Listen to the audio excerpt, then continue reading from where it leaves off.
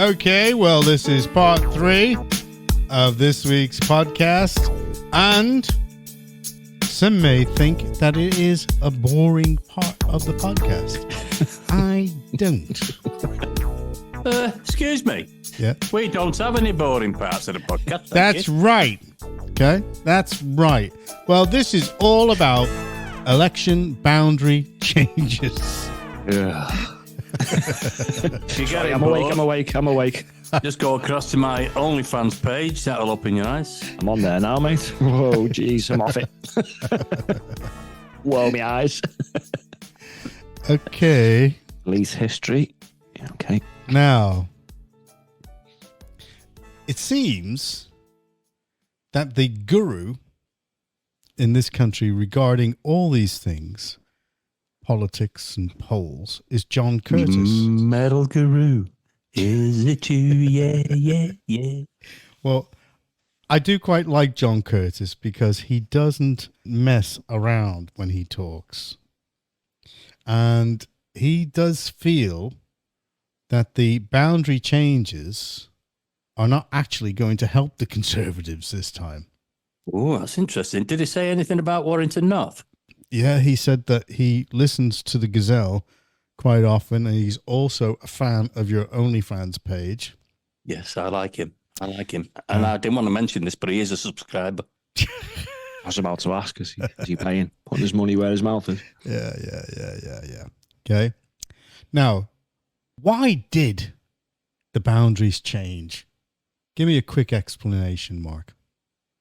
It probably shouldn't have done, really. I think the idea is to make them more equal, the constituencies, but I actually don't think that was why. To be honest, historically, the boundary revisions have tended to favour the Conservatives. That's because the population have moved away from the cities and into the suburbs and the countryside, basically because Labour have ruined all the cities. So then that means the Conservative constituency started to grow more rapidly than the Labour-held ones. Uh-huh. I mean, I'm not sure why the Conservatives would even entertain this, because people move from the city due to what Labour had done to them. So only morons would then go and change that. Honest to God. But I don't think any of this is going to save them. As I said, not even Superman or the A-Team. No, I totally agree with your analysis, yeah. Mark. I think, yeah. Could you imagine this, Trev? Could you imagine this happening in America? It really doesn't. No, it doesn't. No. They can't start moving all the boundaries around to start suiting certain parties. And I agree with you. That's what's happened in the past. It happened with Margaret Thatcher. Remember, she did the same. They did a big boundary change to keep Conservatives in, because it does favour the Conservatives for whatever reason. I think it favours them because of Labour's failure, to be honest. So. It would have to literally split it into 4 this time to get any sort of way of favouring the Conservatives the way they're going at the moment. Well, Starmer had to make Labour electable. And the only way that he could do that is by getting rid of the left and stamping on people like Corbyn.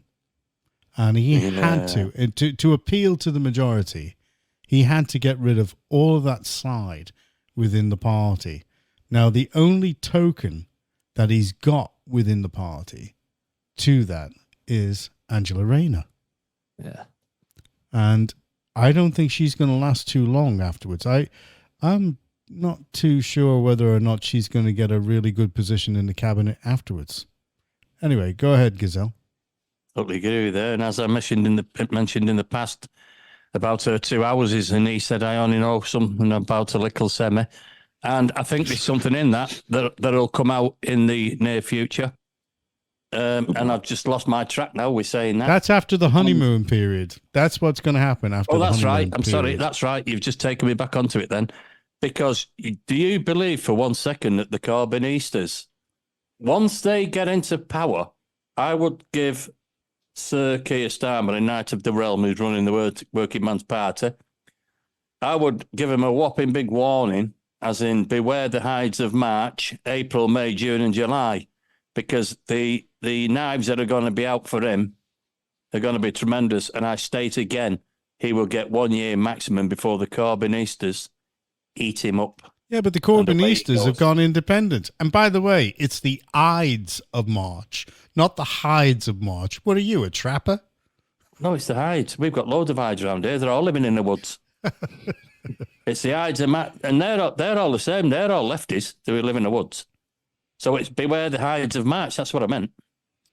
Well, I don't know why Curtis does this, but he actually goes back to the last election and he makes comparisons about the boundaries that were then in place and then the boundaries that have now changed. And he makes comparisons to see what is needed.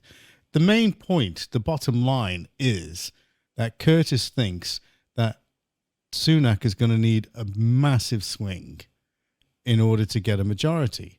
But he also says that it's not going to be a bed of roses for Starmer to get There's an a lot of overall songs in there, majority. Jonathan. There's a lot of songs in there. I'm telling you. He needs a massive swing, and I'm telling you, he's the king of the swingers.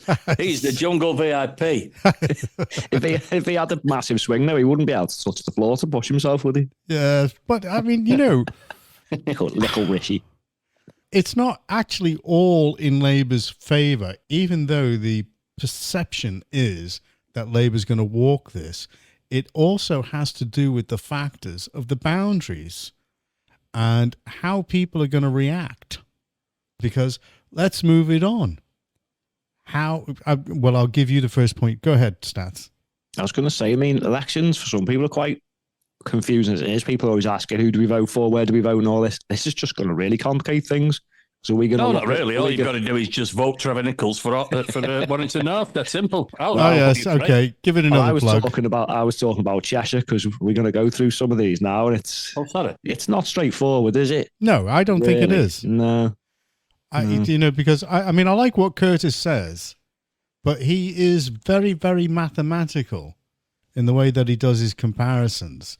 So it doesn't take into account that little grey area, which is how do people feel? I mean, because some people have already done local elections right now. And now we're going into a general. How are they going to feel about that? I know. Just more elections. More idiots being voted. They might not be happy about it. No. You know, they might be fed up. I mean, they might have voted for a good local guy, you know, who is Labour. Should we run through some of the ones in our area? Yeah, indeed. Go on. Oh, all right. So I think there's one now, Chester North and Neston constituency. So you've got 3/4 of the city of Chester boundary now moves into that with this new one, Chester North and Neston. You've got 23.5. I don't know where they get these figures from, but yeah, very mathematical. 23.5% of the city of Chester constituency, mostly south of the River Dee. I'll go through some of the places, including Hambridge, Lakes, Dalston, Eccleston and Aldford. I've never even heard of half these places and live in Cheshire. But also Christleton and Littleton, which we placed in the Chester South and Edisbury constituency. Yeah. Confused already? Sorry, Mark. It's all right. Confused already? Yeah, it does, doesn't it? Yeah, that does, that area. What gets me about that, you know, when you start, you split up Chester now, okay, into a north and a south. Yeah. You've now got, it doesn't matter because Edisbury is going to go into somebody else anyway because Edward Timpson, the MP, is standing down. He's one of those MPs. Oh, he's another one that's jumped, isn't he? Indeed. Now, Yeah, that's right. so you've got a situation, say, for example, with our MP in Ellesmere Port and Neston. It's now going to stretch over 2 councils. Yeah. You know, because you've got Ellesmere Port, Eastham, Bromborough, right up to New Ferry. Correct. You know, so how is that going to work? I mean, I think Louise Gittins must be having kittens. Unless, of course, that she's happy to go along with Neston being with part of Chester, one of the Chester constituencies. But you've still got Ellesmere Port in there. And a lot of the base for Cheshire West and Chester is in Ellesmere Port. I'm seeing here, though, that some of it actually goes to Runcorn and Helsby. From it said the Neston part goes to Chester North and Neston Patch, with 7.1% being sliced off to Runcorn and Helsby. That's a new constituency. This is just That's right. insane, isn't it? The people are not That's really my going to know what's colleague. going on, are they? That's my colleague, Jason, who's standing for there. Jason Moorcroft. Okay. Good luck, Jason. I know he's listening. Yeah, in your robotic voice again. Robotic again? Oh, I don't know. I've not moved. Oh, hang on. We forgot another tiny part of Chester is going to go to, what's this? Guildon Sutton. Oh, yeah. Oh, comprising of Guildon Sutton. We're going to a new the run court in Hells we want to just mentioned, which includes Frodsham, Yeah, Stoke, Elton, Kingsley, and Daresbury. I actually clean in Guildon Sutton. I have 2 customers there. Yeah. I literally can't work out the thinking there, because once you're situated with a council, then you've got people who know and understand the area. This is now going to be a change, because what does anybody who is working in Ellesmere Port, what are they going to know about Eastham, Bromborough, and New Ferry or Rock Ferry? Is it Rock Ferry or New Ferry? New Ferry. Yeah. So what are they going to know about those areas? That's going to be a learning curve for those people. And also, it doesn't matter, because my incumbent got flown in from, might as well be America, from Islington, actually, and she knew nothing about the area, so it doesn't really matter, does it? Or Gibraltar. Oh, don't get me going on that one. Okay. Yeah. So the likes of Justin, if he wins his seat, he's actually going to have 2 different councils to deal with on issues. I don't think How's that going to work? I don't think he's going to have a problem. I don't know, possibly not. But my point was he used to be in this area with this council. Yes. But it's just gone on. It's just. Well, his main powerhouse. This is really confusing. So. His main powerhouse was Neston. So now That's gone. That's gone. Yeah. You know, so those areas anyway, if you look at them, they traditionally have voted Labour. So I mean, is he bothered, or will he just keep taking the 90,000 plus the 250,000 a year expenses? Well, that's the other thing. You know, you look at it like that. Yeah, never mind this constituency changing boundary thing. It, as Trevor always says, it's the voting system that needs to change, and ultimately the politicians do it, innit? So this isn't really going to make much difference apart from confusing the hell out of everyone when they come to vote, to be honest. Well, and I've got another Zoom next Tuesday about the MVM, which is Make Votes Matter, which is the other hat that I wear, now that Mark brought it up, that we have to change the voting system. And I've got more Zooms than Fat Larry's band, just to let you know. Well, I know that those other people, I mean, some people have been losing their seats because their ward or their constituency just doesn't exist anymore. So I don't know where they're going. You know, I'm talking about people like Alison McGovern. I haven't got a clue. I haven't been bothered to, find out where, why, how, and when, and all the rest of that stuff. The only thing that I do know is that this is going to be quite weird. I don't think in this election, Labour are going to have it their own way. And with all the boundary changes, I think that they're going to have a problem getting a majority. I am not sure. I'm tend to lean towards John Curtis, and he's saying it's not going to be an easy ride for Labour. I agree with you there, John, because that man knows no boundaries. That's a good one. Yeah. All right. Well, there's my boundary. Okay, there's my boundary. I know when I'm beaten by something like this, and I'm sorry, but I think Rishi is going to lose. I'll make a prediction. Wow. Rishi's going to... I might have £1 on that myself. No, I'll put 50p on it too. Rishi's going to lose. Way, just in case. Labour's going to have a problem gaining a meaningful majority, and the others... like the Lib Dems, they're going to lose seats. The smaller party are going to lose seats. And I think Reform are not going to get any seats. Excuse me. I don't know, I think this is going to be fascinating. I mean, for me, honestly, I'm an anarachne. So from the age of 16, I've always sat up. You don't look like one. all night. Well, he doesn't look 16 either. I am a Roy Cropper. I am a Roy Cropper, right? I will sit up all night. I always do. But obviously, I'll be sitting up. Well, I won't be sitting up. I'll actually be standing up this one again because, as you know, I'm standing for Wellington North. Did I tell you? And I'll be waiting. I'll be waiting for all these results to come in. And I think it's going to be fascinating. I do, honestly. I mean, I do anyway. But, I mean, I really think this is going to be a good one because nobody Trevor, knows I where it's sincerely going. want you to win. Okay, but there is just something inside of me.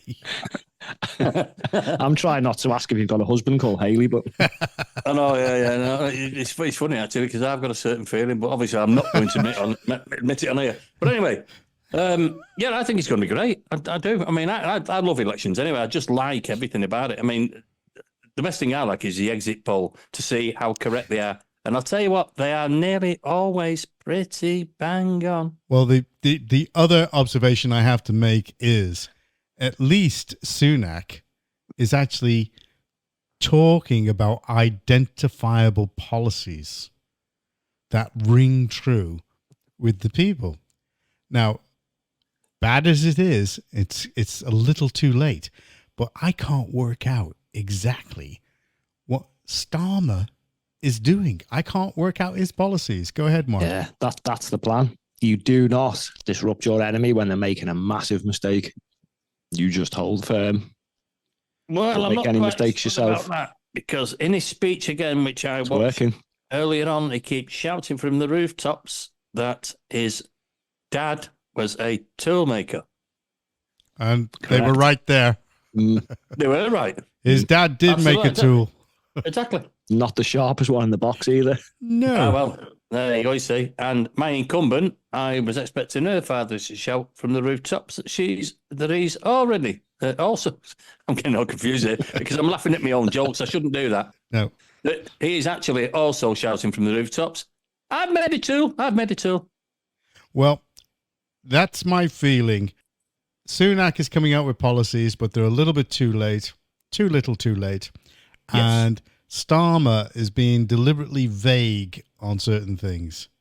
And I really mean that, folks. He's being deliberately vague.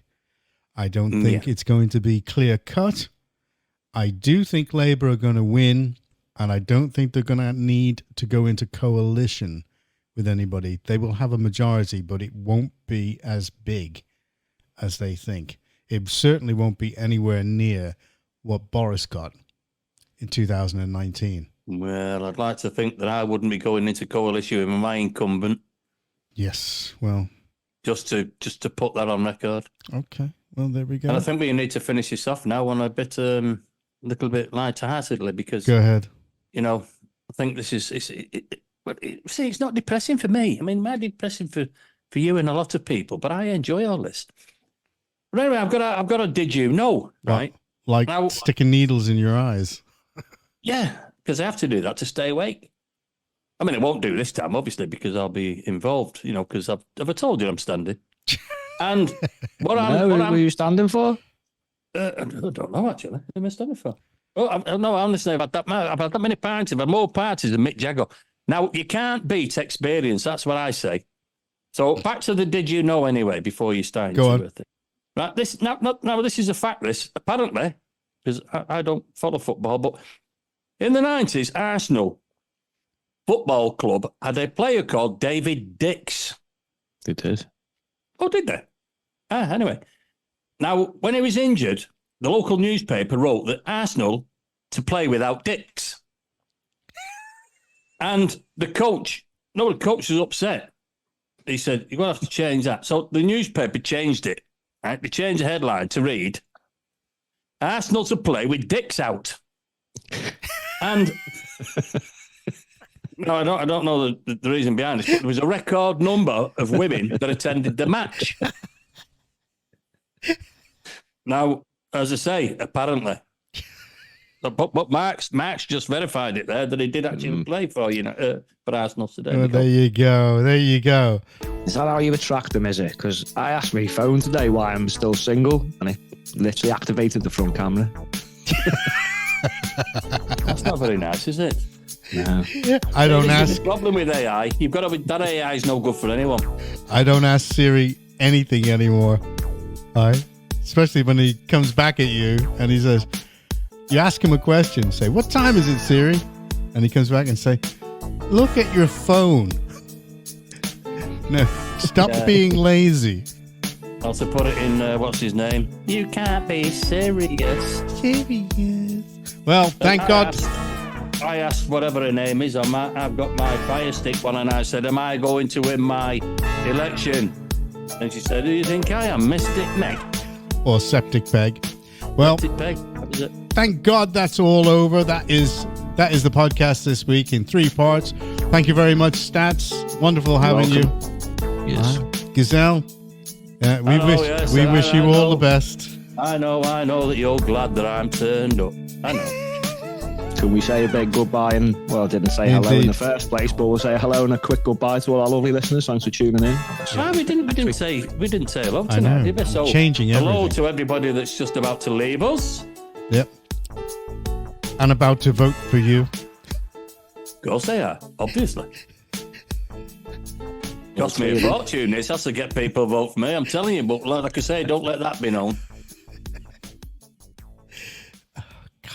Can you imagine what it's going to be like, Mark, if he gets to Parliament? Oh, yeah. You mean when we get to Parliament? We will be there, me and my cookie crew.